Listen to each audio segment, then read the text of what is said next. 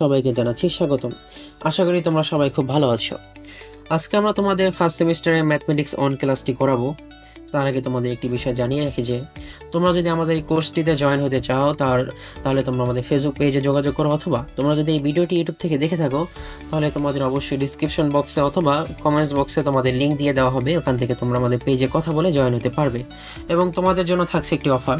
তোমরা যদি তোমাদের যে কোনো 3 জন বন্ধুকে আমাদের এই কোর্সের ভিতরে জয়েন করাতে পারো তাহলে সম্পূর্ণ কোর্স তোমার জন্য থাকছে ফ্রি। এবং তোমার এই কোর্সটি কিনলে তোমার কি সুবিধা হবে?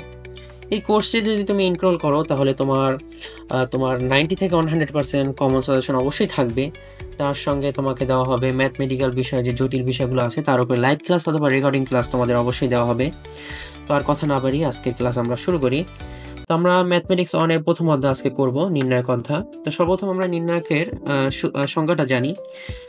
বইয়ের প্রথমেই লেখা আছে, কতগুলো রাশি বা পদকে দুইটি খাড়া রেখার বন্ধনীর মধ্যে নির্দিষ্ট নিয়মে সমান সংখ্যক কলাম ও সারিতে বর্গাকৃতি উপায়ে সাজানো হলে যে বিন্যাস পাওয়া যায় তাকে নির্ণায়ক বলে।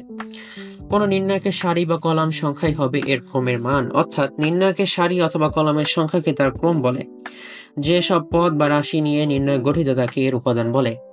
দেখো এখানে একটা আমাদের উদাহরণ দেওয়া আছে, a1 b1 c1 a2 b2 c2 a3 b3 c3। এটি হচ্ছে একটি নির্ণায়ক। তো এখানে আমাদের দেখবো যে আমাদের শর্তগুলো সে মেনেছে কিনা। বলা হয়েছিল সমান সংখ্যক কলাম এবং সমান সংখ্যক সারি থাকবে। তো আমরা দেখি যে কলাম এবং সারি ঠিকঠাক ভাবে আছে কিনা। কলাম আছে আমাদের c1 1 2 3, আমাদের 3টা কলাম আছে, এবং সারি দেখি 1 2 এবং 3, আমাদের 3টা কলাম এবং 3টা সারি আছে। ঠিক আছে, তাহলে আমাদের প্রথম শর্ত সে মানলো। এবং বর্গাকৃতি, সে বর্গাকৃতিও আছে। তো আমরা এখানে দেখলাম যে ক্রম কাকে বলে। এখানে কতগুলো কলাম এবং কতগুলো সারি আছে তাকে ক্রম বলে।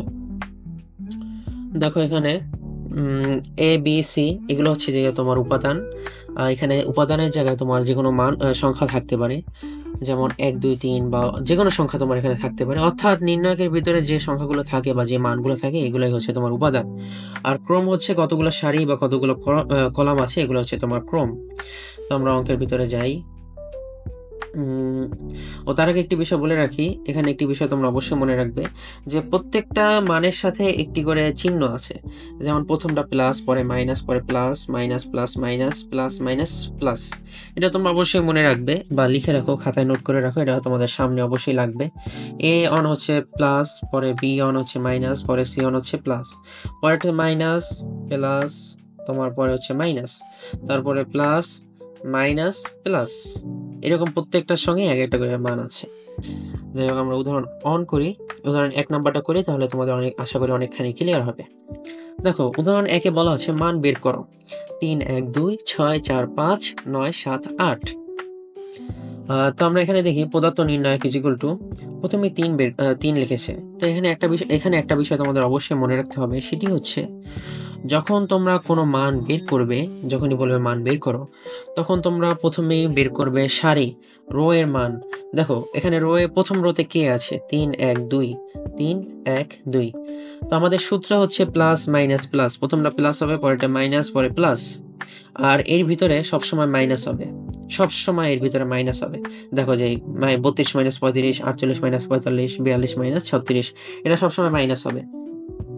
এবার দেখো আমরা যদি 3-এর মান বের করি, যখন আমরা কোনো কিছুর মান বের করব কোনো সংখ্যার, তখন তার কলাম এবং সারি এবং কলাম দুইটাই বাদ যাবে। দেখো আমার এখানে সারি বাদ গেল, আর কলামও বাদ গেল, দুইটাই বাদ। তাহলে থাকলো কে 4 5 7 8, 4 5 7 8, পরে সূত্রে মাইনাস। তারপরে দেখো আমরা এখন 3 বের করে ফেলেছি, তাহলে কারটা বের করব? তাহলে এখন অবশ্যই অনেরটা বের করব। যদি অনেরটা বের করি, এইমাত্রই বলেছি সারি এবং কলাম দুইটাই বাদ, যদি দুইটা বাদ দিই তাহলে কে 6 5 9 8, 6 5 9 8।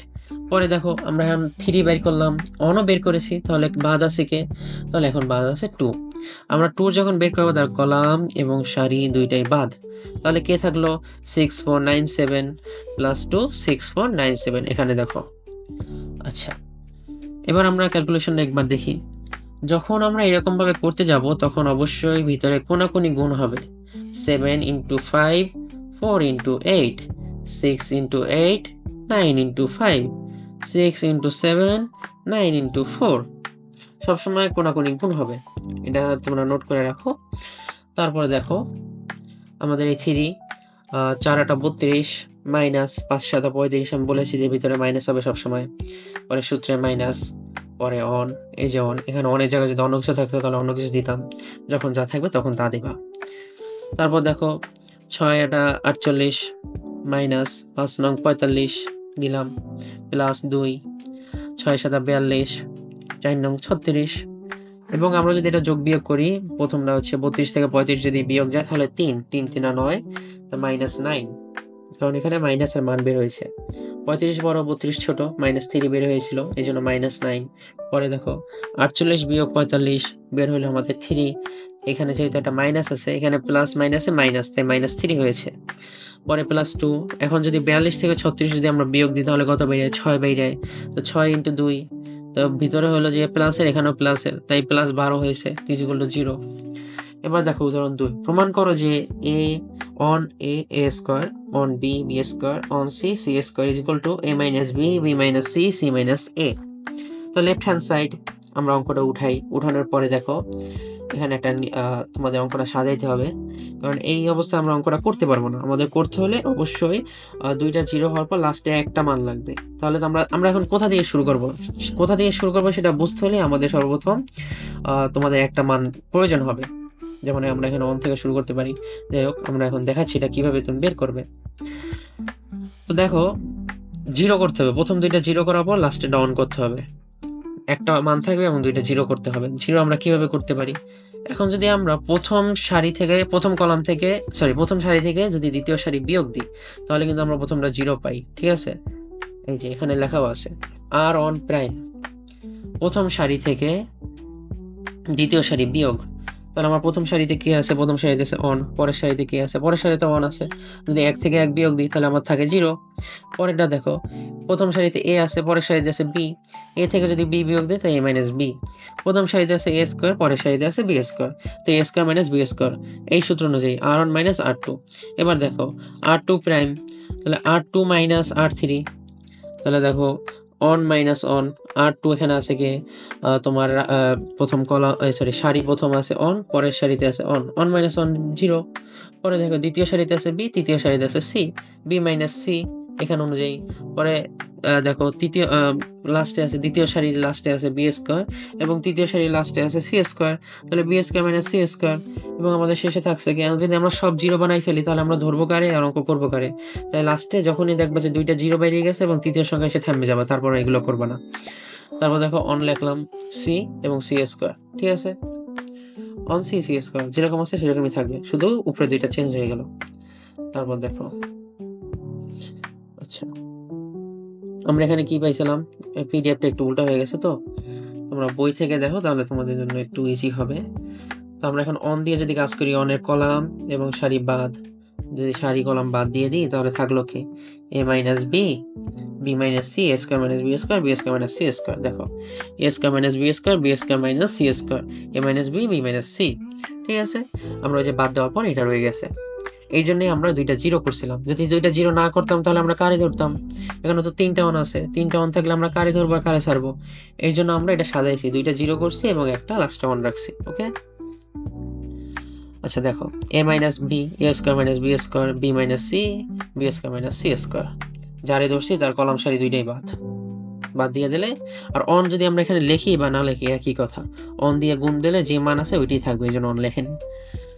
আচ্ছা এবার আমরা অঙ্কটা ভিতরে দেখি। a স্কয়ার - b স্কয়ার সূত্রে ফেলাইছে a + b - a - b, sorry a + b * a - b।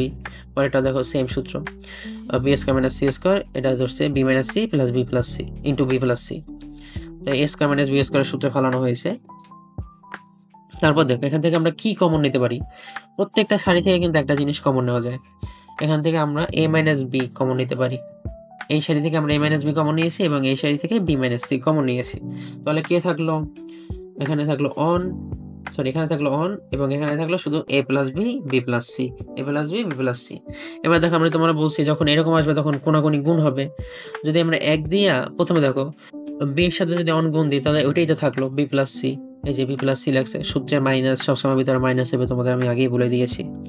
তাহলে দেখো on into A plus B, তো on into A plus B দিলে মাইনাস এ প্লাস বি, যেটা আছে সেটাই রইলো, অনের সাথে গুণ হলে তো কোনো পরিবর্তন হয় না, স্বাভাবিক বিষয়।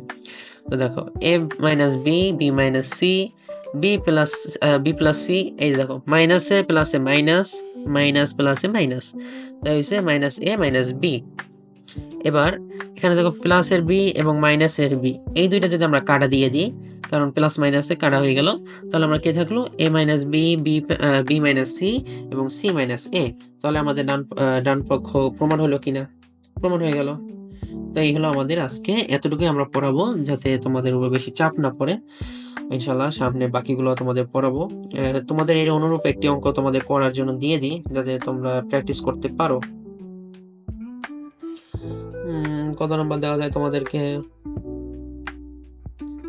আচ্ছা ঠিক আছে, তোমরা উদাহরণ 4 নাম্বারটা নিজেরা করবে, এটা একই নিয়ম, সেম নিয়মে উদাহরণ 4 নাম্বারটা তোমরা অবশ্যই নিজেরা করবে বাসায় বসে। আর উদাহরণ 1ও তোমরা করতে পারো, কিন্তু এটা একটু জটিল, এটা আমি তোমাদের নেক্সট ক্লাসে করাই দেবো ইনশাল্লাহ। এটাও সেম নিয়মের, এটাও তোমরা ট্রাই করো। উদাহরণ 3, 4 এই দুইটা তোমরা বাসায় ট্রাই করবে। আর আমি আজকে তোমাদের 1, 2 করাই দিলাম। এই 2 এর নিয়মই 3 এবং 4, এই দুইটা একই নিয়মে, এটা একটু বড় বেশি, ভয় পাওয়ার কিছু নেই, তোমরা এটা ফলো করো। এই সি মানে হচ্ছে কলাম, তো কলাম বলছে কি তোমাদের একটু ধরাই দিই আমি, যাতে তোমাদের একটু সুবিধা হয়। তো কলাম হচ্ছে C1 মাইনাস C2, প্রথম কলামে কি আছে?